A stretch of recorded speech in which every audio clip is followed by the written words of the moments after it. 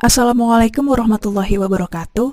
Perkenalkan kami dari kelompok 1.1 yang beranggotakan Gana Racini Fatarik, Lalitia Paramarta, Laura Misi Mega Ginting, dan Magdalena Nugraheni. Kami di sini akan mempresentasikan hasil analisis jurnal kami dengan topik Icterus neonatorum atau penyakit kuning pada neonatus. Icterus neonatorum atau yang sering disebut juga sebagai penyakit kuning pada neonatus, merupakan salah satu masalah yang sering ditemukan pada bayi. Sebanyak lebih dari 50% bayi lahir cukup bulan atau aterm, dan 80% bayi lahir prematur, dilaporkan memiliki kondisi ini. Penyakit kuning pada neonatus seringkali ditemukan bersifat fisiologis, yang berarti tidak berbahaya dan dapat secara alami hilang dengan asupan nutrisi yang adekuat. Namun tidak jarang juga Icterus neonatorum bersifat patologis, yang mana perlu tindakan khusus, dan salah satu tindakannya adalah fototerapi. Fototerapi bekerja dengan cara memecah bilirubin sehingga menjadi larut dalam air dan keluar bersama dengan urin. Prosedur fototerapi menggunakan cahaya dan memiliki efek samping yang sebagian besar berhubungan dengan kulit, seperti peningkatan suhu dan dehidrasi.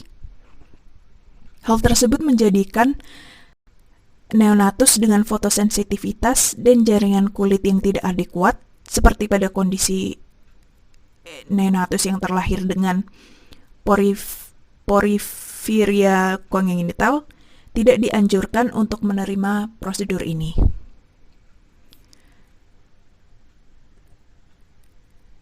Sehingga, walaupun komplikasi atau kontraindikasi dari fototerapi ini minimal, alternatif prosedur lain untuk mengatasi Icterus neonatorum masih diperlukan.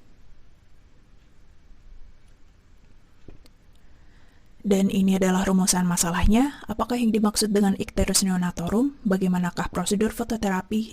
Dan apakah ada alternatif terapi lain untuk menggantikan fototerapi? Kemudian ini adalah tujuan kami untuk mengetahui pengertian dan hal-hal terkait Icterus neonatorum, mengetahui prosedur fototerapi, dan mengetahui apakah ada alternatif prosedur yang dapat menggantikan fototerapi. Yang diberikan di sini kita lanjut dengan bab 2. Icterus neonatorum. Pengertian Icterus untuk bayi baru lahir yaitu naiknya kadar bilirium yang berada di jaringan terdalam ekstravaskuler yang menyebabkan kulit, konjungtiva, mukosa, dan bagian badan lainnya itu berwarna kuning. Untuk istilah awam itu sering juga disebut dengan dengan penyakit kuning. Icterus itu terbagi dua. Yang pertama, Icterus patologik yang terjadi dalam 24 jam awal dengan bilirubin serum meninggi melebihi dari 5 mg per hari. Icterus neonatorum yaitu kondisi Icterus yang terdapat pada bayi saat lahir. Etiologi Icterus yang sering ditemukan ialah hiperbilirubinemia fisiologik, inkompatibilitas golongan darah ABO dan resus, bear's milk jaundice, infeksi, bayi dari ibu penyandang diabetes mellitus, dan lain-lain. Untuk tanda dan gejala, ketika kadar bilirubin ini meningkat dalam darah, maka warna kuning akan terjadi mulai dari atas kepala, kemudian turun ke bawah, ke lengan, kemudian ke badan, dan pada akhirnya ke kaki. Jika kadar bilirubin itu sudah cukup tinggi, maka bayi itu akan tampak kuning dari di bawah lutut serta telapak tangan. Untuk cara mudah memeriksa bayi kuning ini dengan cara menekan jari pada kulit, dan itu baiknya dilakukan di bawah cahaya matahari, untuk cahaya matahari atau lampu gitu, agar terlihat jelas.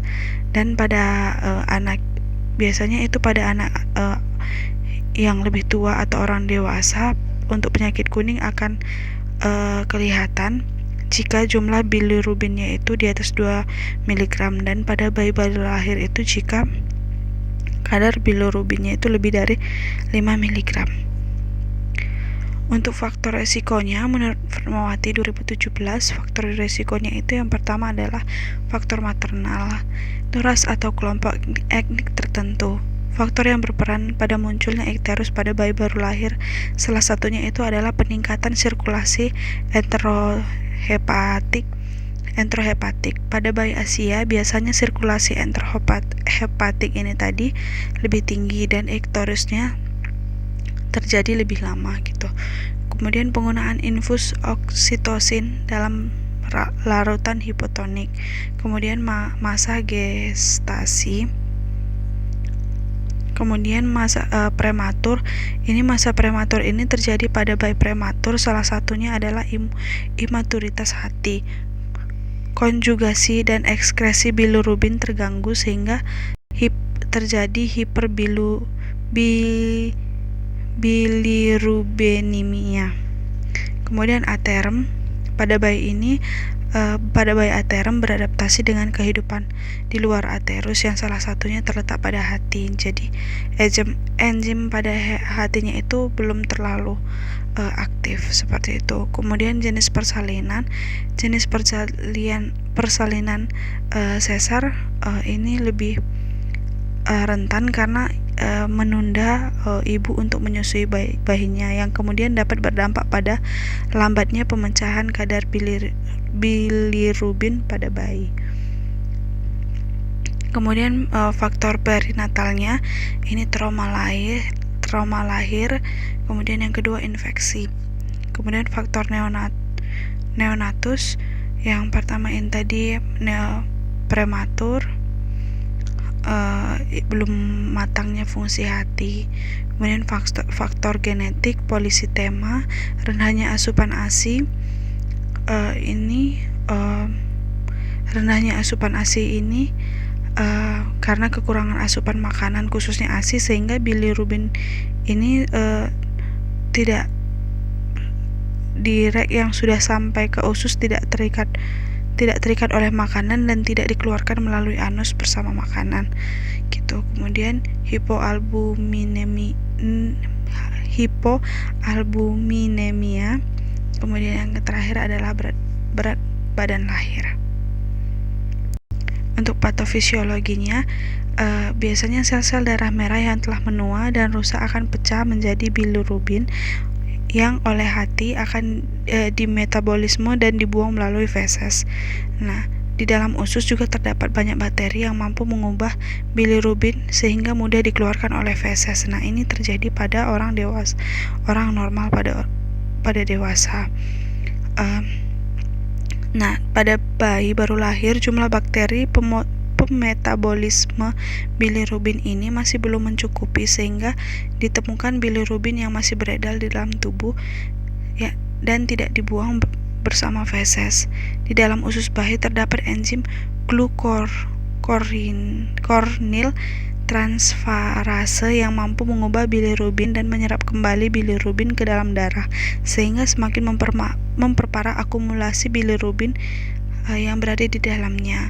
Akibatnya pigmen tersebut akan disimpan di bawah kulit sehingga bayi akan menjadi kuning gitu. Ya biasanya yang tadi seperti tanda dan gejala tadi, mulai dari wajah, dada, tungkai, dan kaki menjadi kuning. Itu untuk mengatasi ikterus neonatorum ini, yang pertama adalah mempercepat proses konjugasi, misalnya dengan pemberian fenobarbital. Ini obat sebagai enzim induker sehingga konjugasi dapat dipercepat. Namun pengobatan ini tidak begitu efektif dan membutuhkan waktu 42 jam baru terjadi penurunan bilirubin yang berarti. Yang kedua, memberikan substat yang kurang toksik untuk transportasi atau konjugasi. Contohnya pemberian albumin untuk mengikat bilirium yang bebas gitu. Yang ketiga adalah melakukan dekomposisi bilirubin dengan fototerapi. Fototerapi di rumah sakit ini merupakan tindakan efektif untuk mencegah kadar total bilirubin itu meningkat. Seperti itu. Terima kasih, mungkin bisa dilanjutkan dengan web 3. Lanjut ke bab 3, jadi kami mengambil jurnal dengan judul Comparison of Purgative Monodrop and Phototherapy with Phototherapy Treatment of Neonatal Jaundice, a randomized double-blind clinical trial. Penulisnya adalah Amir Reza Monsef, Fatimah Iqbalian, Neda Rahimi, dan jurnal ini sudah dipublikasikan pada tahun 2019 oleh Osong Public Health and Research Perspective. Pikonya kami mengambil P-nya newborn with jaundice, E-nya phototherapy, C-nya herbal medicine, O-nya reduce total bilirubin. Untuk pendahuluannya, hiperbilirubinemia neonatal adalah masalah umum yang terjadi pada sekitar 60% bayi cukup bulan dan 80% bayi baru lahir prematur.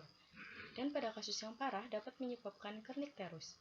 Kategorisasi hiperbilirubinemia neonatus dibagi menjadi ringan, sedang, dan berat sesuai dengan konsentrasi bilirubin yang akan berguna untuk pemilihan pengobatan. Mekanisme utama dari fototerapi adalah transformasi dari bilirubin ke bentuk terkonjugasi. Ada efek samping dari perawatan fototerapi termasuk kerusakan retina, diare, dan ruam kulit pada neonatus. Selain itu, tingkat infeksi nosokomial dapat meningkat karena fototerapi.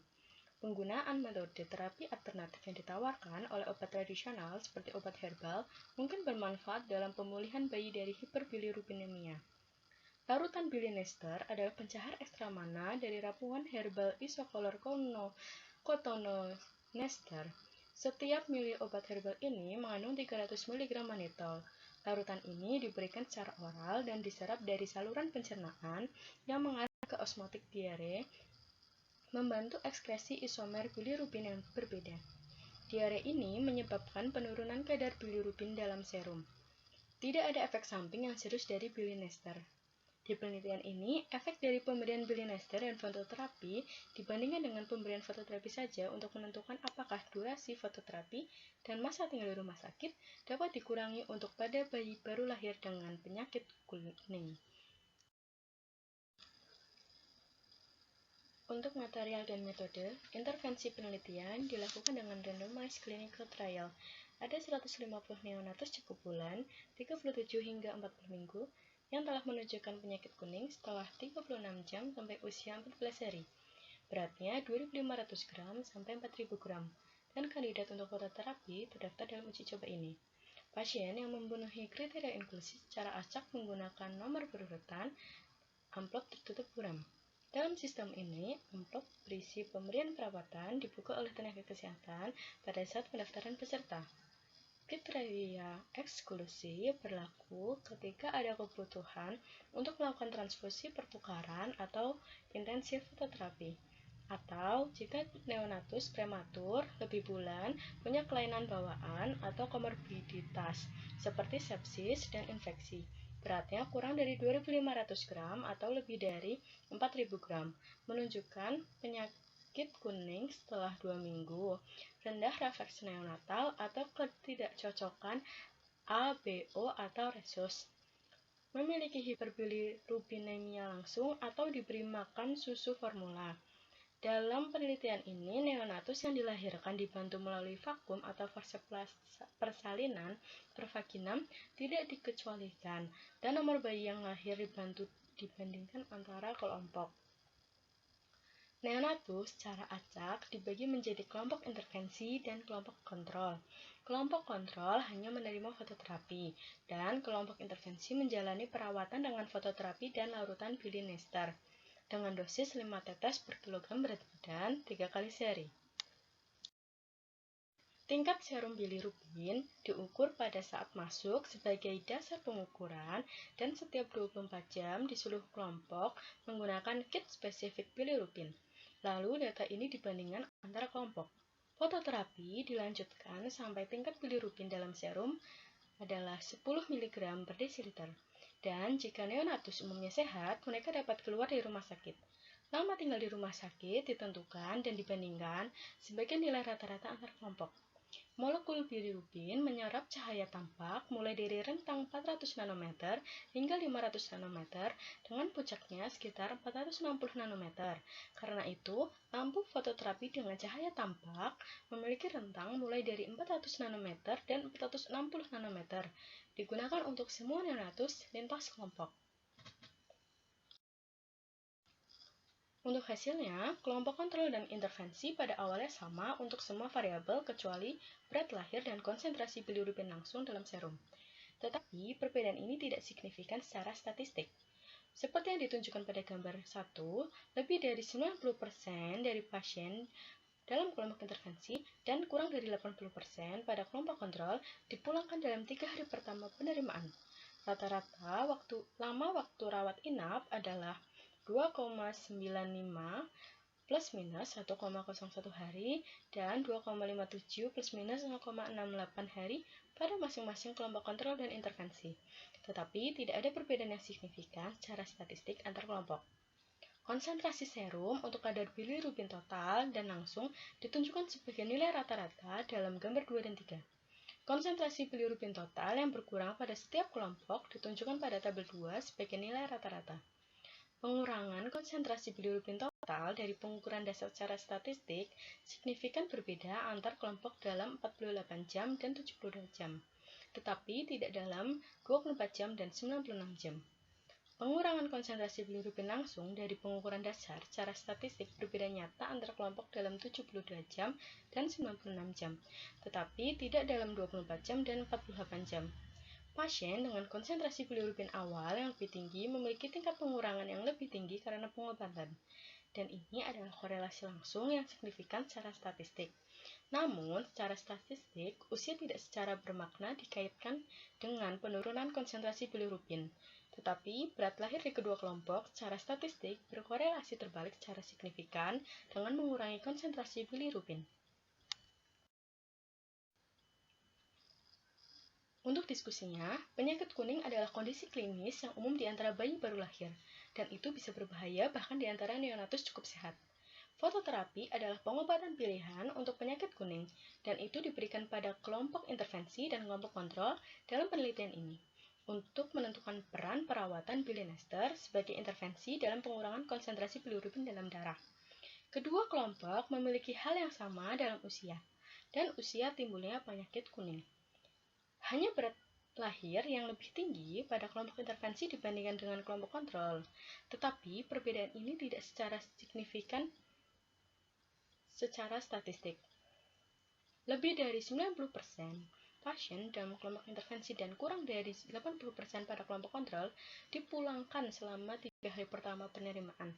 Namun, rata-rata rawat inap di rumah sakit tidak secara statistik berbeda secara signifikan antar kelompok. Perbedaan antar kelompok ini mungkin karena konsentrasi serum bilirubin yang lebih tinggi pada pengukuran dasar karena berat lahir lebih tinggi pada kelompok intervensi, sehingga harus disebutkan bahwa pengukuran dasar konsentrasi bilirubin langsung secara signifikan lebih tinggi di kelompok intervensi, tetapi tinggal di rumah sakit adalah 0,4 hari, kurang dari kelompok kontrol. Namun, efek positif dari Billinester tidak signifikan secara statistik. Secara statistik, penurunan yang signifikan dalam konsentrasi bilirubin total terlihat pada semua kelompok. Hal ini menunjukkan efek fototerapi. Penurunan konsentrasi bilirubin pada kelompok fototerapi dalam 24 jam sedikit lebih besar pada kelompok kontrol dibandingkan dengan kelompok intervensi, tetapi ini tidak secara statistik berbeda nyata. Hal ini bisa disebabkan oleh waktu paruh yang lebih pendek dari Billinester atau kurangnya efek inisiasi. Etiologi lainnya adalah konsentrasi bilirubin langsung awal yang lebih tinggi dalam kelompok intervensi. Penurunan konsentrasi bilirubin di serum dalam 48 jam dan 72 jam menunjukkan efek aditif positif dari Billinester pada konsentrasi bilirubin. Hal ini mungkin disebabkan oleh pengikatan resin di Billinester dan penghambatan masuk untuk siklus enterohepatik. Dalam 96 jam, pengurangan konsentrasi bilirubin lebih besar pada kelompok intervensi dibandingkan dengan kelompok kontrol, tetapi tidak ada perubahan signifikan secara statistik perbedaan antar kelompok. Ini bisa jadi karena ukuran sampel pasien yang kecil, yang mungkin juga kecil untuk mendukung hubungan yang signifikan secara statistik.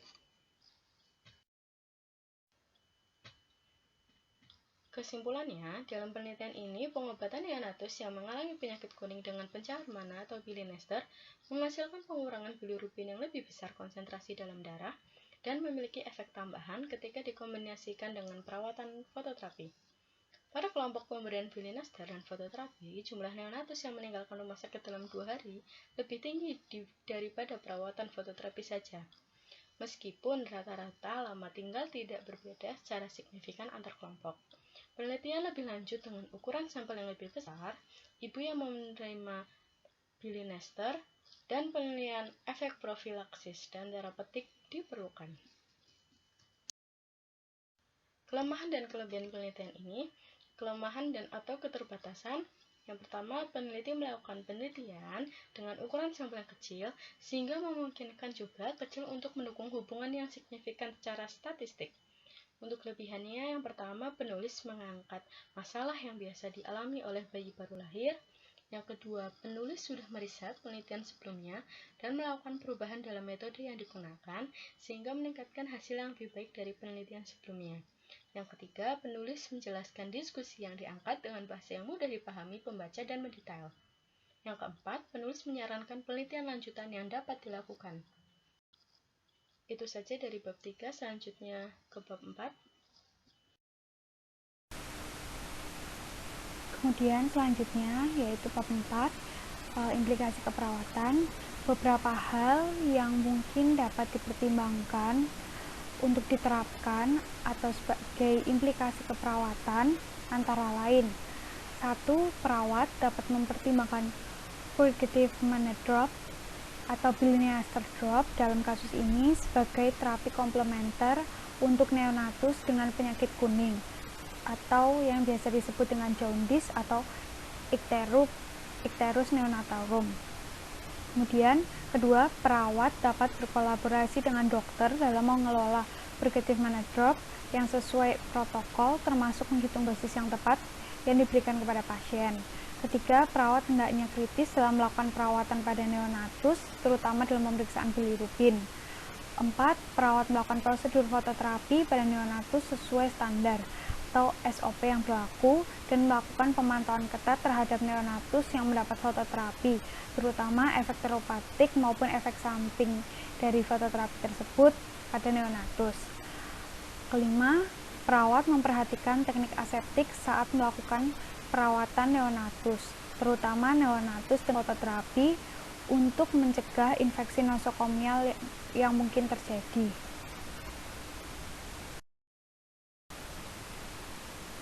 Selanjutnya, bab 5, yaitu penutup. Pertama, kesimpulan.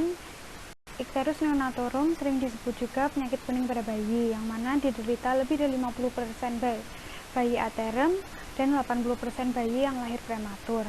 Meskipun terbukti aman, fototerapi sebagai tindakan penanganan Icterus sendiri memiliki efek samping pada sebagian besar kulit neonatus, sehingga memerlukan alternatif prosedur lain. Pengobatan neonatus yang mengalami penyakit kuning dengan pencahar mana atau bilinester ini menghasilkan pengurangan konsentrasi bilirubin yang lebih besar dalam darah dan memiliki efek tambahan ketika dikombinasikan dengan perawatan fototerapi. Perawat dapat mempertimbangkan purgative mana drop sebagai terapi komplementer untuk neonatus dengan penyakit kuning.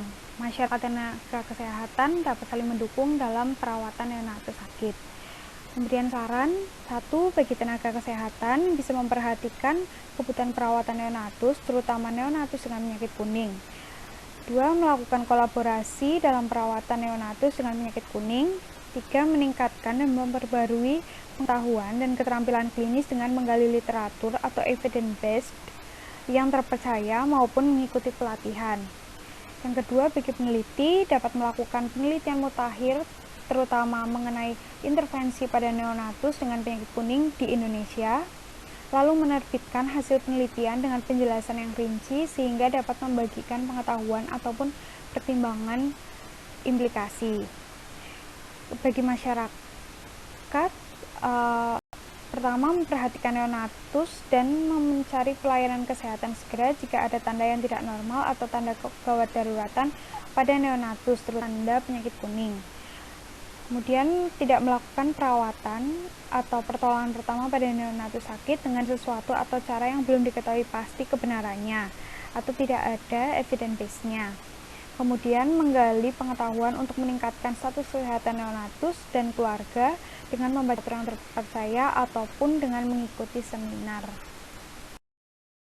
Makanya, sekian dari kelompok kami. Mohon maaf apabila banyak kesalahan dan terima kasih. Selamat pagi.